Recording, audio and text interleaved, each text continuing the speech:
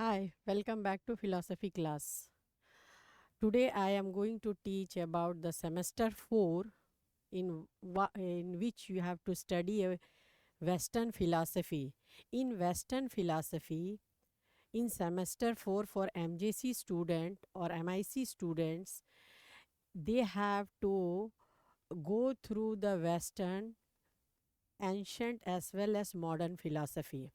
In that, there is a very important topic, that is अरस्तू's theory of causation, अरस्तू का कारणता सिद्धांत। अरस्तू एक पाश्चात्य दार्शनिक वैज्ञानिक थे। वो एक जूलॉजिस्ट भी थे।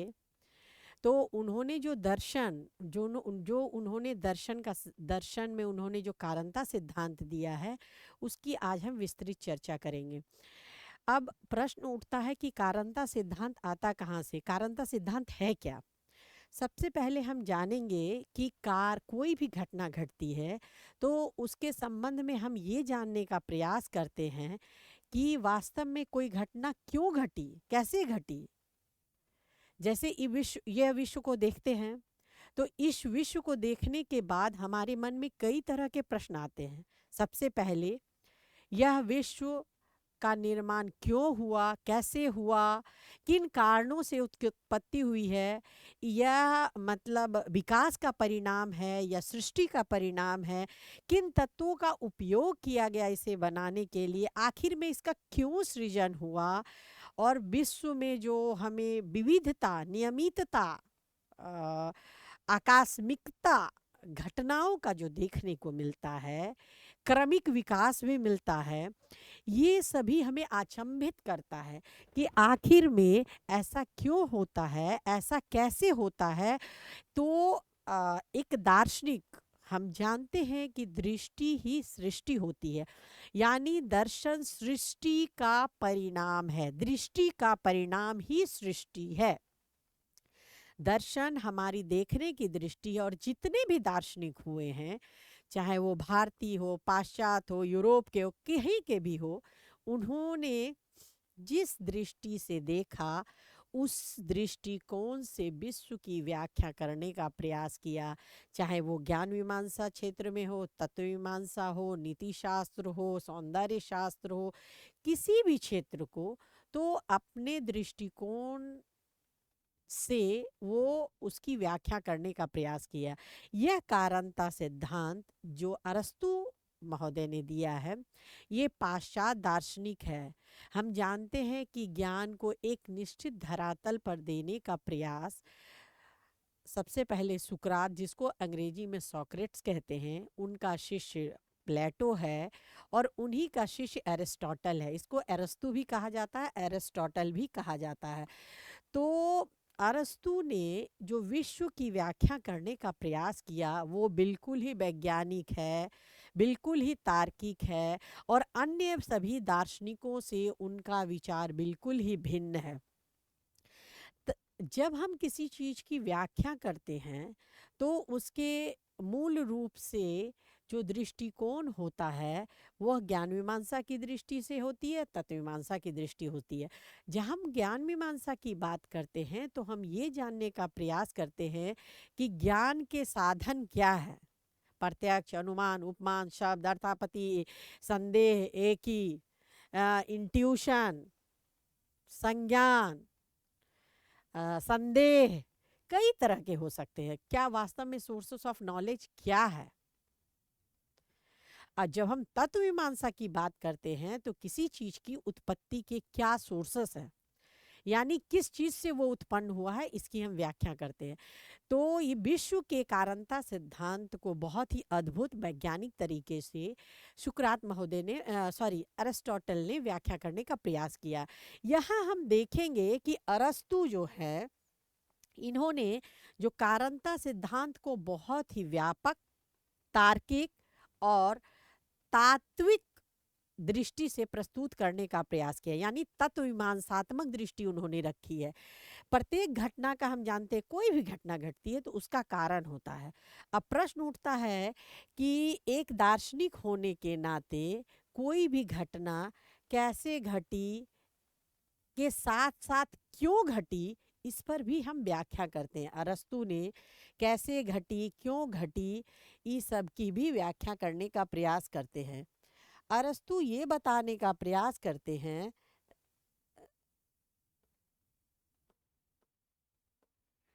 ये बताने का प्रयास करते हैं कि कोई भी घटना कैसे घटी, क्यों घटी और उसके घटने का क्या कारण है, आखिर में ये घटना क्यों घटी है। तो अरस्तु ने उसकी बहुत ही व्या- वैज्ञानिक दृष्टिकोण से देखने का प्रयास किया है। ये हम जानेंगे कि अरस्तु किसी भी घटना को जब व्याख्या करते हैं तो ये जानने का प्रयास करते हैं कि वास्तव में वो घटना क्यों घटी है। अब हम अगला स्लाइड में देखेंगे कि अरस्तु ने कहा है कि कारण जो होता है वो परियोजनात्मक होता है, यानी कोई भी किसी भी घटना अगर घटती है उसका प्रयोजन होता है। प्रयोजन यानी उसका लक्ष्य होता है। और हम जब किसी घटना की व्याख्या करते हैं तो प्रयोजन के साथ साथ अभिप्राय, मतलब हमारा लक्ष्य क्या है और हम किस उद्देश्य से करते हैं, हमारा क्या मोटो है, वो जानने का प्रयास करते हैं। तो ये उन्होंने जो व्याख्या की है, कहते हैं कि प्रयोजन एक इंस्ट्रूमेंट है, ये इंस्ट्रूमेंट है और इसका उद्देश्य होता है फल उत्पन्न करना। हमारा प्रयोजन ही रहता है कि हम ये फल उत्पन्न करें, हम ये जानें कि ये घटनाएं कैसे घटी, क्यों घटी। अब यहाँ प्रयोजन एक युक्तिपूर्ण होता है, उसमें एक युक्ति होती है, परंतु कारण जो होता है कि युक्ति का कारण नहीं है, कोई भी युक्ति का कारण नहीं होता। हम जानते हैं, जैसे कि हम जानते हैं कि किसी कारण से व्यक्ति की मृत्यु हो जाती है, यानी मृत्यु हो जाती है, हम जानते हैं, लेकिन मृत्यु कैसे हुई है ये ही हम व्याख्या कर सकते हैं। मृत्यु क्यों हुई हम ये नहीं बता सकते, क्योंकि हमारी सीमा है, हमारी ज्ञान की सीमा है। मृत्यु के कई कारण हो सकते हैं, लेकिन मृत्यु जो होती है वो केवल यही पता लगाया जा सकता है कि उसकी मृत्यु कैसे हुई है, हम क्यों हुई है, इसका हम सही उत्तर अरिस्टोटल महोदय के अनुसार नहीं दे सकते हैं। यानी हम ये उत्तर युक्ति के माध्यम से नहीं दे सकते हैं। कैसे हुई ये बता सकते हैं, क्यों हुई ये हम नहीं बता सकते हैं। तो हमारा जो किसी भी घटना की व्याख्या करने का तरीका है अरस्तु का, कि कैसे और क्यों हुई और एक निश्चित प्रयोजन तक प्राप्त करना है, यानी हम जब लक्ष्य हमारा जो होता है प्रयोजन प्राप्त हो जाता है, जिस कारण को हम ढूंढ रहे हैं और जो कार्य उत्पन्न हो रहा है वो लक्ष्य तक पहुंचने के लिए इन्होंने कारणता सिद्धांत की व्याख्या की है, जिसमें 4 प्रकार के कारणों का उल्लेख किया है। पहला ये है उपादान कारण, सॉरी ये पहला है उपादान कारण, दूसरा है निमित्त कारण, तीसरा है स्वरूप या आकारिक कारण, चौथा है लक्ष्य या अंतिम कारण। निमित्त कारण इसको सफिशिएंट कॉज भी कहते हैं, सॉरी मटेरियल कॉज कहते हैं। ये निमित्त कारण है, इसको सफिशिएंट कॉज कहते हैं। स्वरूप कारण है जिसको कि फॉर्मल कॉज कहते हैं। और लक्ष्य होता है ये फाइनल कॉज, जब बनकर तैयार हो गया, लक्ष्य पूर्ति हो गया, तो उसको फाइनल कॉज कहते हैं। अरस्तु के अनुसार अब हम जानेंगे कि उपादान कारण क्या है। किसी भी वस्तु के उत्पन्न करने में जो स्टफ मटेरियल का उपयोग किया जाता है, जिससे वस्तु का निर्माण होता है, वो लोंधा या वो वस्तु विशेष उसका उपादान कारण होता है। किसी वस्तु के उत्पादन में जो तत्व का उपयोग किया जाता है, एक मटेरियल का उपयोग किया जाता है, वो उसका उपादान कारण है। ये उपादान कारण अन वस्तु का जो तत्व उत्पन्न हुआ वो उसका मूल का, जैसे हम संगमरमर से हम यदि कोई मूर्ति बनाते हैं तो संगमरमर उस वस्तु का उपादान कारण है, क्योंकि उसी प्रकार एक घड़ा जो होता है उसका उपादान कारण जो मटेरियल का यूज किया जाता है वो मिट्टी है। मिट्टी वस्तु का उपादान कारण है। उसी प्रकार रजाई या कपड़े का मूल उपादान कारण सूत कॉटन है, क्योंकि वही मूल तत्व है जिसके कारण हम किसी वस्तु को उत्पन्न करते हैं और वो उसको उत्पन्न करने में मटेरियल कॉज के रूप में उपयोग किया जाता है। अब दूसरा अगला आया निमित्त कारण, यानी कि निर्माता जो वस्तु को उत्पन्न किया है, ये है निमित्त कारण। किसी वस्तु के उत्पन्न करने में जो गति प्रदान करता है, जो शक्ति का वाहन है, जो उसमें गति देकर वस्तु के स्वरूप में परिवर्तन करता है, वो उसका निमित्त कारण कहलाता है। जैसे मिट्टी तो यूं ही पड़ा है, जब उसमें कुम्हार अपना गति देता है, वो शक्ति देता है जिसके कारण उसमें परिवर्तन होता है और वो वस्तु का निर्माण किया जाता है, तो गति ही उसका निमित्त कारण है। जैसे संगमरमर में गति निर्माता के द्वारा दी गई है, उसके बाद ही मूर्ति का निर्माण हुआ है, तो गति प्रदाता वह एक चालक होता है। जैसे कि हम गाड़ी में बैठते हैं तो ड्राइवर गति देता है तब गाड़ी आगे चलती है, उसी प्रकार निर्माता जो होते हैं वो उसमें गति प्रदान करते हैं, जिसके कारण ही वस्तु का स्वरूप में वस्तु का निर्माण होता है। उसे ही निमित्त कारण कहता है। मतलब उपादान में गति प्रदान करने की प्रक्रिया जब चलती है तो वस्तु का उपादान होता है, यानी गति प्रदाता निर्माता वही निमित्त कारण कहलाता है। अब हम आएंगे आकारिक कारण। अब किसी वस्तु का हम निर्माण जब करते हैं तो वहाँ पर निर्माता के दिमाग में, मस्तिष्क में एक खाका तैयार होता है, ये एक आकार तैयार होता है कि ये ढांचा का हम वस्तु प्रदान करना है। सबसे पहले किसी वस्तु के निर्माण में निर्माता के मस्तिष्क में वो फ्रेम रहता है कि हमें वस्तु इस आकार प्रकार का देना है। उसके पश्चात ही निर्माता के द्वारा, निमित्त कारण के द्वारा वो आकार को वो उपादान कारण में ढालने का प्रयास करता है। जैसे मूर्ति बनाने के पूर्व निर्माता के मस्तिष्क में वो आकार था जिसके कारण वो उसे गति दिया और वो उस गति को जो निर्माता के मस्तिष्क में जो बात थी उसमें डालने का प्रयास किया, जिसके कारण वस्तु को उन्होंने आकार और ढांचा प्रदान किया।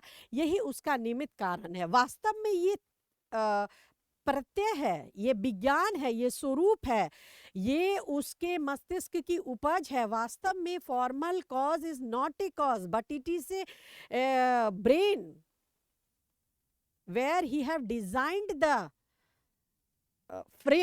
form, and when he want to give the motion in the material cause, then it took its form and that was converted in that particular object. जब निर्माता के दिमाग में वो प्रक्रिया, वो प्रत्यय रहा जिसके कारण वो उपादान कारण में उस ढांचे को ढालने का प्रयास किया, और जब वो जब वो आकार देकर उसका स्वरूप हुआ, स्वरूप उसमें ढाला, तो उसका निमित्त कारण कहलाया। ये प्रत्यय है, ये विज्ञान है।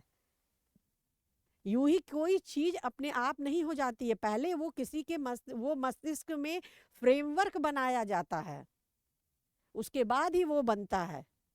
Means it is a very important cause, ये बहुत ही इंपॉर्टेंट कारण है। जिसमें वस्तु को ढाला जाता है। ये प्रत्यय और ये विज्ञान है। दिमाग में विद्यमान मूर्ति को जब वो निर्माता ने उपादान कारण में डाला, उसके बाद ही उसमें परिवर्तन हुआ, तो इसे निमित्त कारण कहा जाता है। अब हम देखेंगे लक्ष्य या अंतिम कारण। लक्ष्य या अंतिम कारण, जब किसी उद्देश्य को मैंने शुरू में आरंभ में ध्यान में रखकर उसको परिवर्तन किया, उस उपादान कारण में निर्माता के द्वारा जो मस्तिष्क में उसका प्रत्यय था, फॉर्म था, उसको ढाला, उसके बाद उसमें गति देकर एक आकार लिया और वो वस्तु बनकर तैयार हुआ, उसे लक्ष्य या फाइनल या अंतिम कारण कहते हैं। यानी जो प्रयोजन था वस्तु बनकर तैयार हो गया तो उसको प्रयोजन कारण कहा जाता है। जैसे पहले निर्माता का लक्ष्य जो था उपादान कारण में परिवर्तन लाया और जब वस्तु बनकर तैयार हो गया तो उसका अंतिम कारण बन गया, फाइनल कॉज, यानी वस्तु बनकर। जैसे कि मिट्टी लिया, ये उपादान कारण हुआ। उसके बाद हम मिट्टी लिया, जब उपादान कारण हुआ, उसके बाद निर्माता ने, जैसे कुम्हार ने वो गति प्रदान किया। वो गति कौन किया? उससे मस्तिष्क में एक ढांचा चला, फॉर्म चला, उस फॉर्म को उसमें वो ढाला और जब वो बनकर तैयार हो गया तो अंतिम लक्ष्य की प्राप्ति हो गई। ये अंतिम लक्ष्य ही उसका अंतिम लक्ष्य ही उसका फाइनल कॉज है। अब अरस्तु महोदय ने इस प्रकार उपादान कारण या निमित्त कारण ही नहीं वरन स्वरूप और लक्ष्य कारण की भी व्याख्या की है। अब उन्होंने क्या किया, ये 4 कारणों को 2 कारणों में विभक्त कर दिया। उपादान कारण को यूं ही रखा और निमित्त कारण के अंतर्गत आकारिक और प्रयोजन कारण, दो मतलब अंतिम कारण, दोनों को ही उसमें समाहित किया। उनका कहना है कि निर्माता के मस्तिष्क है और जब वो गति प्रदान करके लक्ष्य प्रदान कर देता है तो एक तरह से तीनों उसी के अंतर्गत आ जाता है, जो कि रूपांतरण करता है। आगे चलकर इन दोनों जो एक द्रव्य है, द्रव्य यानी स्टफ है, उपादान कारण है, और आकार के अनुसार निर्माता, निमित्त, स्वरूप और लक्ष्य एक ही में रूपांतरण हो जाता है, तो वो जो काल्पनिक वस्तु जो है वास्तविक रूप ले लेती है और वास्तविकता उससे मस्तिष्क की उपज है। मस्तिष्क में विज्ञान है जो बनकर लक्ष्य तैयार हो जाता है, वास्तविक स्वरूप धारण कर लेता है। तो इसमें भेद नहीं रह जाता, ये मूलतः एक ही है। यानी जब वस्तु बनकर तैयार हो गया तो निर्माता के लक्ष्य की पूर्ति हो गया। लक्ष्य कारण या निमित्त कारण में कोई भेद नहीं है। निमित्त कारण में परिणाम जो होता है वो साधन है और लक्ष्य जो होता है परिणाम का साध्य है। यानी कि निमित्त जो है वो साधन है और लक्ष्य जो है वो साध्य है। निमित्त कारण परिवर्तन का आधार है और लक्ष्य कारण परिवर्तन का फल है। एक आधार है, निमित्त कारण एक आधार प्रदान करता है और लक्ष्य कारण जो होता है वो उसको अंतिम तक पहुंचाता है। यानी कि जब हम बात करते हैं कि जब हम बात करते हैं कि जो परिणाम है, जो लक्ष्य है, उसकी पूर्ति हो जाती है, यानी लक्ष्य और स्वरूप ये दोनों लास्ट में एक ही हो जाता है और ये दोनों के अनुसार अरस्तु का मूल कारण है जिससे वस्तु का निर्माण होता है। वास्तव में अरस्तु ने जो ये कारण की व्याख्या करने का प्रयास किया है उसका मूल लक्ष्य था विश्व की व्याख्या करना और अरस्तु ने बेखूबी ही इसे व्याख्या करने का प्रयास किया है। अरस्तु का मूल लक्ष्य संसार की कैसे और क्यों दोनों माध्यम से उसके स्वरूप की व्याख्या करना था। इसीलिए उन्होंने कारणता सिद्धांत को बहुत ही विस्तार से और स्पष्ट रूप से व्याख्या करने का प्रयास किया। आज मैंने दर्शन के इस वर्ग में वेस्टर्न फिलॉसफी में अरस्तु के कारणता सिद्धांत पर विस्तृत चर्चा करने की हूँ। उम्मीद है आप लोगों के लिए बहुत ही लाभकारी होगा। धन्यवाद। मैं अगले कक्षा में फिर दूसरी क्लास के साथ उपस्थित होंगी। धन्यवाद।